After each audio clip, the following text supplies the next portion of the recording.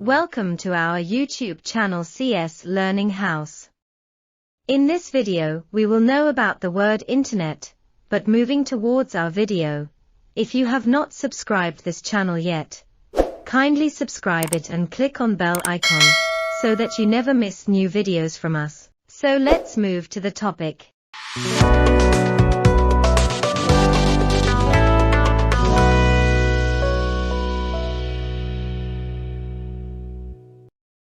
The Internet is a global network of computers and devices that are connected to each other.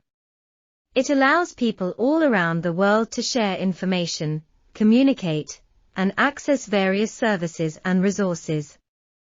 Think of it as a vast web of interconnected computers that enables us to browse websites, send emails, watch videos, play online games, and much more.